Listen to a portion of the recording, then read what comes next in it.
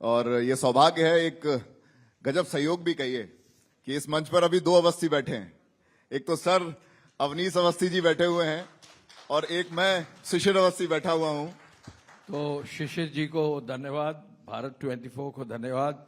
आत्मनिर्भर भारत के लिए हम आज बात करेंगे, लेकिन मुझे तो आत्मनिर्भर उत्तर प्रदेश की बात करनी है, क्योंकि अगर उत्तर प्रदेश आत्मनिर्भर हो गया तो भारत अपने आप हो जाएगा। क्या बात है सर, मैं अपने इंट्रोडक्शन में यही कहने वाला था कि हम बात कर रहे हैं लगातार आत्मनिर्भर भारत की, क्योंकि अगर कहते हैं ना यूपी से जाता है दिल्ली का रास्ता, तो भारत का निर्माण तभी बहुत अधिक संभव हो पाएगा जब उत्तर प्रदेश अपने आत्मनिर्भरता की ओर बढ़े। स्वागत है सर आपका, बहुत जरूरी हो जाता है क्योंकि आप सीएम साहब के मुख्य सलाहकार हैं। आपसे बेहतर डेवलपमेंट और आपसे बेहतर अंदर की नीतियों को कोई नहीं बता सकता। तो मेरा पहला सवाल है कि अगर मैं बात करूं डेवलपमेंट की, उत्तर प्रदेश के विकास की, उत्तर प्रदेश उत्तम प्रदेश की बात अगर मैं करूं तो यूपी को कहां रेट करते हैं आप? देखिए, इंफ्रास्ट्रक्चर की बात अगर होती है, आत्मनिर्भर प्रदेश की बात होती है, तो बेसिक पॉइंट आपका ये होता है कि बिजली, सड़क और पानी। और मुझे इसमें बताने में कोई शक शुबा नहीं, और हर व्यक्ति इस बात से निश्चय ही मजबूती से हाँ भाई भरेगा कि उत्तर प्रदेश की सड़कें, और चूंकि मैं एक्सप्रेसवे से जुड़ा रहा हूं, आज जो है जितना ट्रैफिक पिछले एक महीने में उत्तर प्रदेश में आया है, संभवतः उतना ट्रैफिक पूरे देश में किसी प्रदेश में इस एक महीने में नहीं आया होगा। मैंने भी अभी काफी भ्रमण काशी का, अयोध्या का और प्रयाग का तो 4 बार भ्रमण किया है, और गोरखपुर अभी गया हूं, अभी जो है आसपास के जनपदों में मैं गया हूं। तो निश्चय ही जो इंफ्रास्ट्रक्चर रोड्स का है उसमें तो व्यापक सुधार आया है। उत्तर प्रदेश एक्सप्रेसवे प्रदेश जाना जाता है, आदरणीय प्रधानमंत्री जी ने खुद कहा है, और उत्तर प्रदेश में पूरे देश की सबसे ज्यादा एक्सप्रेसवेज अब स्थापित है।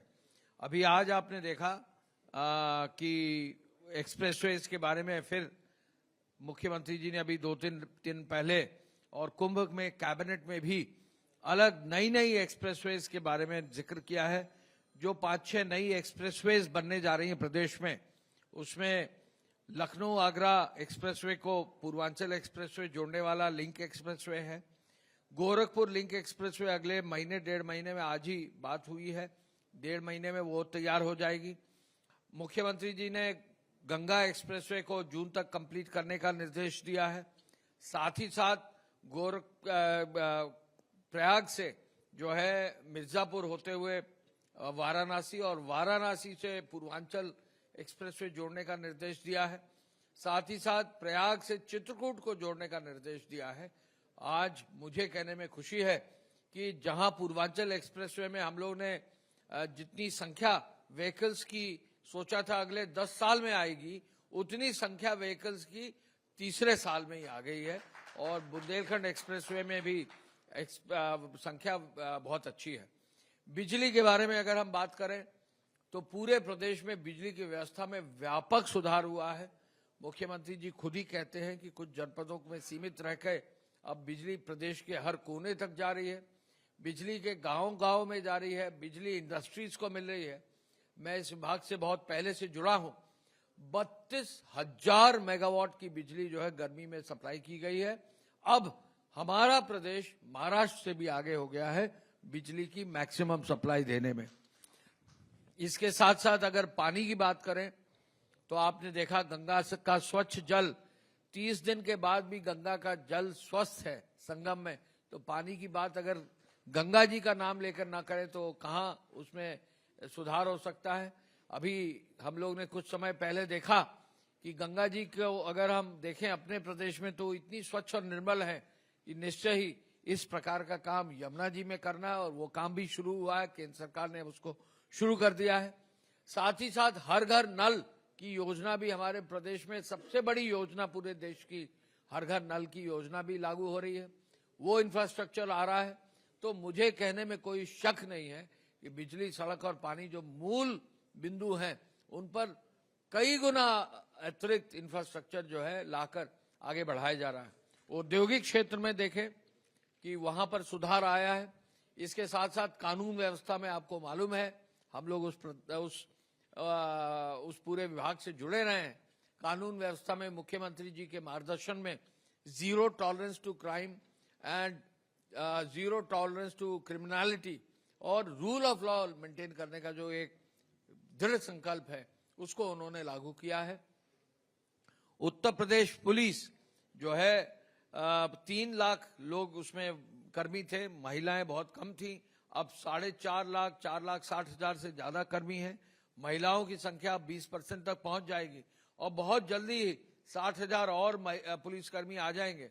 उत्तर प्रदेश पुलिस वर्ल्ड की सबसे बड़ी पुलिस है। कहीं भी पूरे विश्व में इतनी बड़ी पुलिस फोर्स नहीं है। लॉ एंड ऑर्डर में इंफ्रास्ट्रक्चर, लॉ एंड ऑर्डर में टेक्नोलॉजी, लॉ एंड ऑर्डर में जो है लोगों को दोषी सिद्ध करके जेल में ऐसे कन्विक्ट्स को भेजना जो पहले कभी जेल नहीं गए हैं, तो ये पूरा काम जो है लॉ एंड ऑर्डर के क्षेत्र में हुआ है।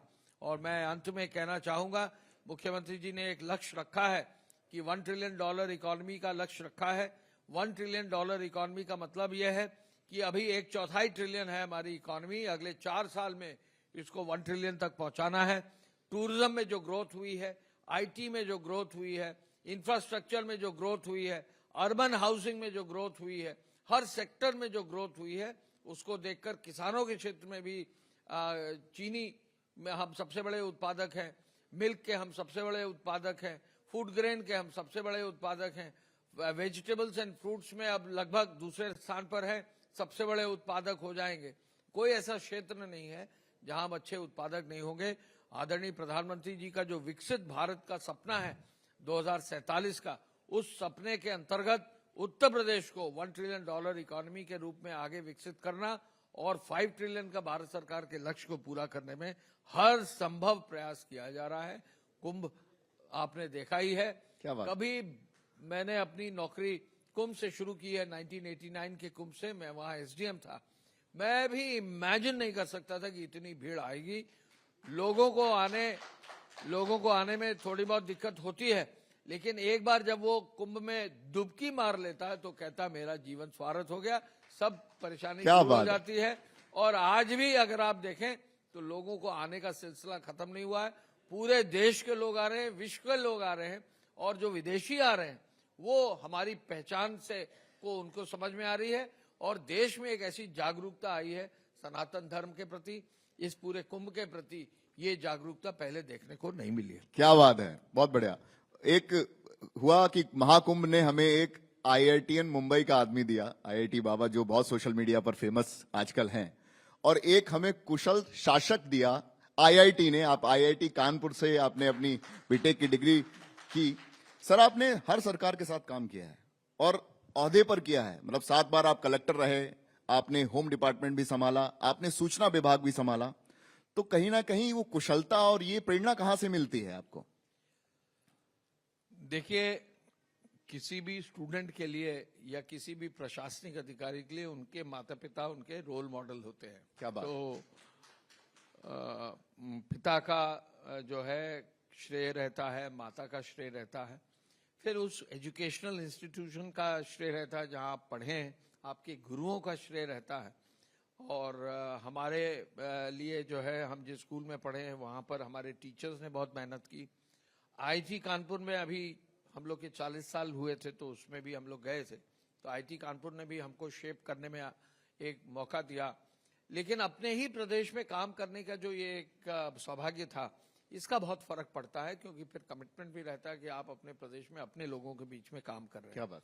पर मैं एक चीज जरूर कह सकता हूं कि अगर हम लोग प्रशासकीय अधिकारी हैं तो जो हम जब सरकार में काम करते हैं तो हम लोग बहुत सारी चीजें देखते हैं और कैसा माहौल है और कैसा काम करने का सिस्टम है।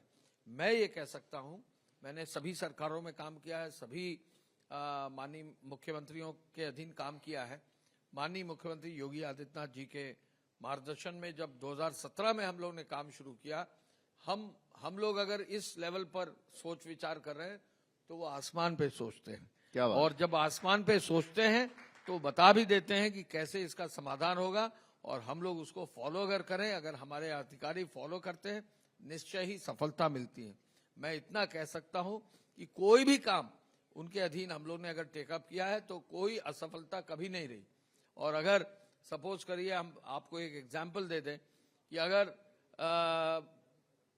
48 घंटे में उनका आदेश था कि अनावश्यक कोई माइक्रोफोन लाउडस्पीकर ना बजे, तो उसको भी सुनिश्चित किया है। और उन्होंने कहा है कि अगर एक 50,000 करोड़ की सड़क बनानी है तो उसको भी सुनिश्चित किया। वो इसी वजह से है कि clarity of thought, clarity of purpose and प्रदेश के अपने नागरिकों का भला करने के लिए हम अगर हर संभव सहायता और प्रयास करेंगे तो एज एन ऑफिसर हमको जरूर सफलता मिलेगी। नए अफसरों को मैं जरूर ये कहता भी हूँ, ट्रेन भी करता हूँ कि आप अपनी क्षमता को सीमित मत रखें, अच्छे से अच्छा काम करें और जो आप सोचेंगे वो कर पाएंगे। आप निश्चय ही वर्तमान में जो सरकार की व्यवस्था है उसमें आप बहुत आगे बढ़ सकते हैं। विश्व स्तरीय कार्यक्रम हुआ महाकुंभ और 50 करोड़ लोगों ने डुबकी लगाई। ये मैनेजमेंट, ये क्योंकि होता क्या है, सलाह, आप प्रशासनिक अधिकारी हैं, प्रशासन को बाखूबी समझते हैं, वहां क्या खामियां हो सकती हैं उसको भी बहुत अच्छी तरीके से समझते हैं। तो ये परिकल्पना कहीं ना कहीं प्रधानमंत्री जी की, योगी जी ने पूरी की और आप सभी ने उसमें सहयोग किया।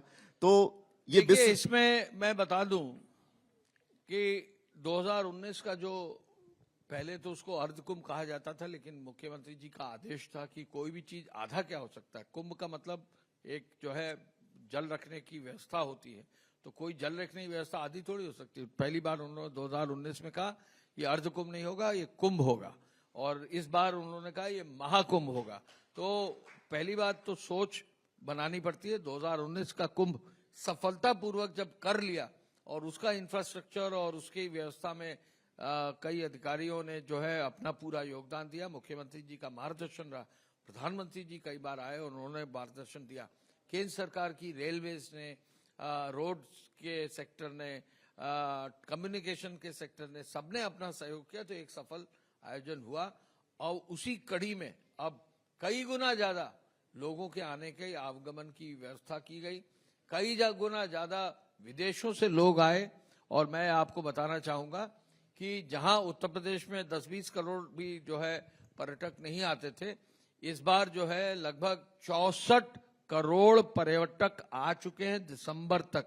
और अगर इस जनवरी के बाद से कुंभ का अगर पूरा लेंगे तो 52-54 करोड़ पर्यटक तो केवल कुंभ के बीच में आ चुके हैं। मेरे ख्याल से इस साल 100 करोड़ से ज्यादा पर्यटक आएंगे। आज की तारीख में कल रात को 2 बजे रात को मुझे फोन आईआईटी मद्रास के डायरेक्टर साहब का आया। अयोध्या पहुंच गए थे लेकिन भीड़ के बीच में वो पहुंच नहीं पा रहे थे। सुबह 9 बजे उनको जो है वहां पर हम लोगों ने दर्शन कराया। तो अयोध्या जाने की भीड़ है, काशी जाने की भीड़ है, कुंभ में लोगों के कम होने की भीड़ नाम नहीं ले रही है। आप जो है विंध्याचल जाएं, वहां भीड़ है।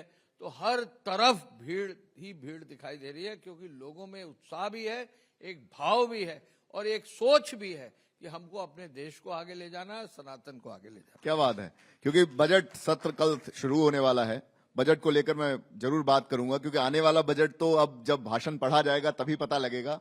लेकिन मैं आपसे रेट करूंगा कि जो लास्ट बजट था वो कितना धरातल पर दिखाई दिया।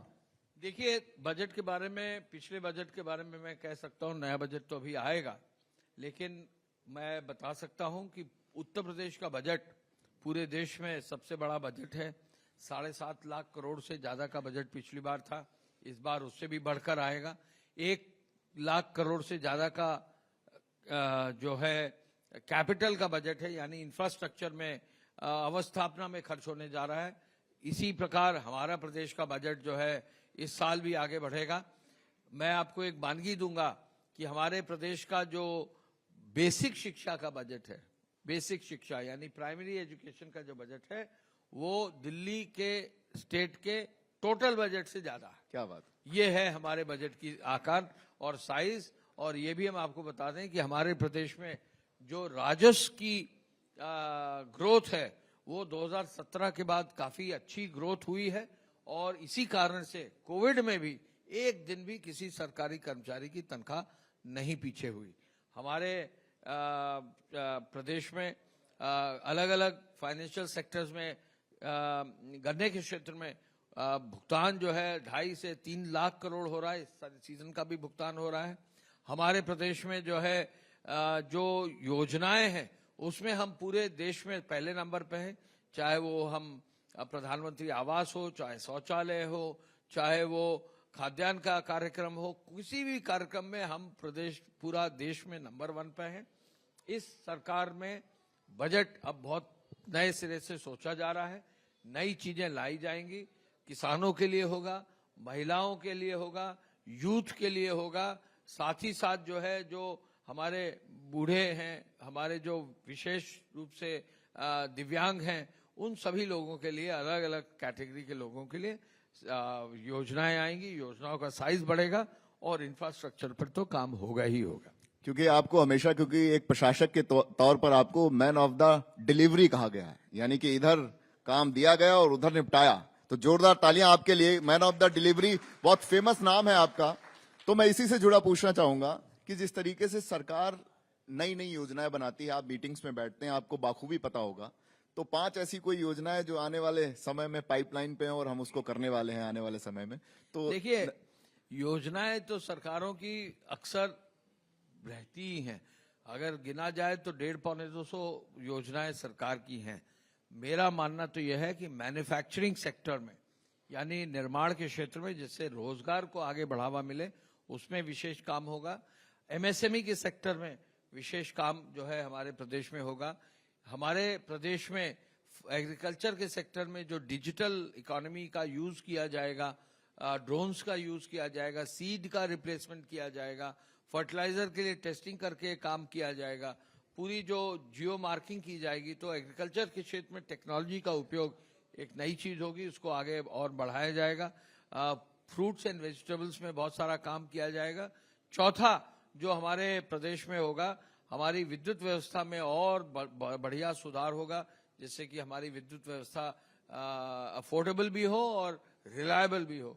और पांचवा जो अपने प्रदेश में काम हो रहा है वो ग्रीनिंग और सस्टेनेबल इकोनॉमी और क्लाइमेट चेंज के प्रति हम ऐसा भाव रखें कि हम अपने प्रदेश को इन सब चीजों से बचा सके। तो इन सब चीजों पर कार्य होगा। हमारा जो जल है, नदियों का निर्मल रहे, हमारी जो हमारे पूरी बिल्डिंग्स हैं वो एनर्जी एफिशिएंट हो, साथ ही साथ जो है हमारा जो पूरा ट्रांसपोर्ट का सेक्टर है वो मॉडर्न हो। इन सब चीजों पर विशेष काम हो रहा है। इससे आप अंदाजा लगा सकते हैं, क्योंकि काम होगा शब्द का मतलब है आने वाले बजट में हो सकता है इसमें बड़े बदलाव देखने को मिले, क्योंकि एक इशारा काफी होता है। एक रैपिड राउंड में खेलूंगा आपके साथ, 5 सवाल करूंगा आपसे और क्विक। मुझे जल्दी आपको छोड़ना है। अगले 3 नहीं, जल्दी नहीं छोड़ना, रैपिड राउंड बीच में। ये बहुत वायरल सेगमेंट है। रैपिड राउंड इसलिए क्योंकि रैपिड अचानक जवाब देते हैं तो वो बिल्कुल सही होता है, कि आप प्रशासक हैं, आपके अचानक जवाब भी बिल्कुल सही ही होंगे। तो मैं पूछना चाहूंगा कि सबसे अच्छा मुख्यमंत्री? हमारे मुख्यमंत्री जी। प्रधानमंत्री नरेंद्र मोदी? प्रधानमंत्री नरेंद्र मोदी से पूरे विश्व में अच्छा कोई लीडर आपको नहीं मिलेगा। और इतने बड़े देश को कोविड के माध्यम से और फिर इतने चैलेंजेस को फेस किया है, और चूंकि हमारे प्रदेश से ही वो जो है सांसद हैं, तो हमको उस पर बहुत शान है। प्रदेश आगे बढ़ रहा है, तेजी से आगे बढ़ रहा है। प्रदेश जो है बीमारू प्रदेश से हटकर अब अग्रणी और उत्तर प्रदेश अनलिमिटेड पोटेंशियल की ओर बढ़ रहा है। सबसे अच्छा देश? सबसे अच्छा देश भारतवर्ष है, क्योंकि भारत की संस्कृति, भारत का धर्म, भारत में जो एक सोच है फैमिली की, वो सोच वसुधैव कुटुंबकम की पूरे विश्व में नहीं है। आप कहीं भी जाइए, आप सोचिए 50 करोड़ लोग आए हैं, कहीं कोई किसी तरह की आपस में वैमनस्य या कहीं पर कोई आपने कठिनाई या महिला से किसी छेड़ने की घटना देखी कुंभ में? आप 1 लाख लोग इकट्ठा कर दीजिए, कहीं भी पश्चिमी देश में लूटपाट हो जाती है। तो ऐसे में जो है 50 करोड़ से ज्यादा लोग आए हो, इतनी दूर दूर से आए हो, अपने साधन से आए हो, और फिर भी ये व्यवस्था बनी हुई है, ये केवल हमारे देश में हो सकता है। आप प्रशासक हैं तो आपकी परिकल्पना भी बहुत जरूरी है, और लोगों को सुनना भी चाहेंगे कि अपने प्रदेश उत्तर प्रदेश को लेकर आपकी क्या परिकल्पना है, कि कहाँ होना चाहिए उत्तर प्रदेश? उत्तर प्रदेश देश में प्रथम स्थान पे होना चाहिए। देश हमारा विश्व में प्रथम स्थान पर होना चाहिए। हमारे देश में, हमारे प्रदेश में हर युवक के हाथ में कार्य और रोजगार होना चाहिए, और उसके हाथ में जो है कौशल होना चाहिए। हमारी हर महिला सुरक्षित होनी चाहिए। हमारे हर बच्चे को जो है पोषण मिले, और हर बच्चा जो है अपना जो है अच्छे से अच्छा डेवलपमेंट उसका हो, जिससे कि वो आगे बढ़ के एक अच्छा नागरिक बन सके। और किसी भी क्षेत्र में हम जहां भी हो, चाहे खेल में हो, चाहे वो हम जो है एजुकेशन में हो, हेल्थ सेक्टर में हो, हम सबसे अच्छे रहें। क्या बात है। शिक्षा की बात करिए, अभी हम लोग बात भी कर रहे थे थोड़ी देर पहले कि प्रदेश की शिक्षा लगातार ऊपर जा रही है, क्योंकि आपने सभी सरकारों के साथ काम किया, तो क्या मानते हैं उन सरकारों इन सरकार में क्या फर्क है? देखिए, शिक्षा में सबसे महत्वपूर्ण होता है बेसिक शिक्षा। अगर मैं तो हायर एजुकेशन सेक्रेटरी रहा हूं। एक बार, बहुत पुरानी बात है, 2010 में मैं जो है एक स्कूल कॉलेज में गया, एजुकेशन मतलब वहाँ एग्जाम हो रहा था फिजिक्स में, और 2010 में फिजिक्स के एक पेपर में बैठा और फिजिक्स के दूसरे पेपर में भी बैठ गया। तो आप जानकर आपको हैरानी होगी, एक बच्चा पास हुआ पूरे करीब 650 बच्चों में। ये तब की बात बता रहा हूँ। अब क्या है कि बेसिक शिक्षा में सुधार हो रहा है, कायाकल्प हो रहा है। बेसिक शिक्षा में अगर बच्चे पढ़ेंगे तो माध्यमिक में अच्छा करेंगे, 10th में अच्छा करेंगे, 12th में अच्छा करेंगे, तो कॉलेज में अच्छा करेंगे। समस्या हमारे सामने ये है कि क्वालिटी एजुकेशन पर ध्यान बहुत कम दिया गया है, जो अब शुरू हुआ है, लेकिन अभी बहुत काम बाकी है। क्वालिटी एजुकेशन अगर देश अपने बच्चों को दे सकेगा तो देश को और कुछ करने की जरूरत नहीं, अपने आप हम लोग आगे बढ़ जाएंगे। मैंने सवाल को थोड़ा सा डाइल्यूट किया। सवाल एग्जैक्ट ये है कि आपने कई सरकारों के साथ काम किया, तो क्या नहीं था वहां जो यहाँ आप है? क्या समझते हैं कि आप अगर सवाल डाइल्यूट कर सकते हैं तो क्या मैं जवाब डाइल्यूट नहीं कर सकता हूं? आप मुझसे वर्तमान अब अभी का पूछिए, पुरानी बात अब छोड़िए। अब हमें आगे बढ़ना है और आगे बढ़ते रहना और कदम से कदम मिला के चलना है। क्या बात है, क्या बात मुझे अब इजाजत दीजिए। नहीं, अब एक मैंने कहा ना, लास्ट क्वेश्चन, लास्ट में हम जो रह गया था हमारा रैपिड राउंड का, जो पर्सनल था, थोड़ा सा पर्सनल था, क्योंकि पर्सनल अभी मैं पहुंच जाऊंगा उसमें। तो मेरा अगला सवाल आपसे कि आपको सबसे अच्छी एक्ट्रेस कौन सी लगती है? सबसे अच्छी एक्ट्रेस। अब हम मालिनी होती तो हम उनसे पूछते हैं कि सबसे अच्छी एक्ट्रेस कौन लगती है, लेकिन ये कहना तो बड़ा मुश्किल है। लेकिन एक जमाने में हम लोगों को मुमताज, जब थे हम लोग, तो मुमताज बहुत अच्छी लगती थी। सबसे अच्छी एक्ट्रेस हेमा मालिनी बहुत अच्छी एक्ट्रेस थी। और वर्तमान समय में कहना मुश्किल है कि कौन एक्ट्रेस अच्छी है, क्योंकि एक या दो फिल्म आई और फिर चली गई। लेकिन जो पुराने जमाने की एक्ट्रेसेस थी उनमें एक गंभीरता थी, तो निश्चय ही दो नाम मैंने आपको बताए। लास्ट बॉस्ट मूवी कौन सी देखी थी? लास्ट कोई पिक्चर देखी, सीरीज देखी? स्त्री 2। कौन सी? स्त्री 2। स्त्री 2। हाँ। क्या बात है। और राजकुमार राव की पिक्चर देखी, बहुत अच्छी थी। अभी राजकुमार राव मिले भी थे, मालिनी और हमारे बच्चों से भी मिले थे। बहुत अच्छी पिक्चर थी। बिकॉज अल्टीमेटली अगर आप पिक्चर देख रहे हैं तो एंजॉयमेंट चाहिए। अब उसमें दिमाग मत लगाइए बहुत ज्यादा, आप एंजॉयमेंट देखिए। तो स्त्री 2 इज वेरी गुड। और प्रियदर्शन जी से भी हमारा जोड़ है, सुन रहे हैं कि प्रियदर्शन जी बहुत जल्दी ही उसी जॉनर की एक नई फिल्म बना रहे हैं। आजकल भूतों में लोगों को बड़ा विश्वास हो गया है, तो भूतों के संदर्भ में बहुत सारी पिक्चर बन रही है और चल भी रही है। क्या बात। खाने में सबसे ज्यादा देश में क्या पसंद है? कहाँ का खाना पसंद है आपको? मुझे खाने में सबसे ज्यादा साउथ इंडिया खाना पसंद है। मुझे सांबर, चावल, इडली, डोसा, वहाँ के साउथ का अप्पम, ये सब चीजें, वहाँ की सब्जी बहुत पसंद है। लास्ट, बिल्कुल लास्ट जी, गायकी सबसे अच्छी किसकी लगती है आपको? गायकी अपनी पत्नी की। अगर देश में रहना है तो मतलब मैं कह सकता हूं कि मालिनी बहुत अच्छा लोक गायन कर रही हैं, और जिस प्रकार का वो लोक गायन कर रही हैं वो संभवतः अभी देश में उस प्रकार का कोई लोक गायन कर नहीं रहा है। तो मालिनी के लिए मैं जरूर कहूंगा, बहुत अच्छा गायन कर रही। कभी आप मौका मिले तो सुनिए, और अगर लाइव सुनेंगे तो आपको बहुत फर्क पड़ेगा। Thank you very much sir, क्योंकि मैंने कहा कि रैपिड राउंड 2 बार होते रहेंगे, बीच में इंटरेस्ट बना रहता है। थोड़ा आपने बताया नहीं कि आपको कौन सी हीरोइन सबसे अच्छी लगती है। अभी ये कार्यक्रम मेरी पत्नी भी देख रही होंगी, और वो एंकर हैं, फर्स्ट इंडिया में लीडिंग एंकर हैं, श्वेता। तो वो एक्ट्रेस हमारे लिए वही है, अच्छा, सिंगर भी हमारे लिए वही है। बड़ा अवॉइड कर रहे हैं आंसर को। Singer thank you very much. Thank you very much for coming. Thank you, and thank you Bharat 24। Thank you for आत्मनिर्भर भारत। आत्मनिर्भर भारत तभी जब आत्मनिर्भर उत्तर प्रदेश। धन्यवाद। Thank you very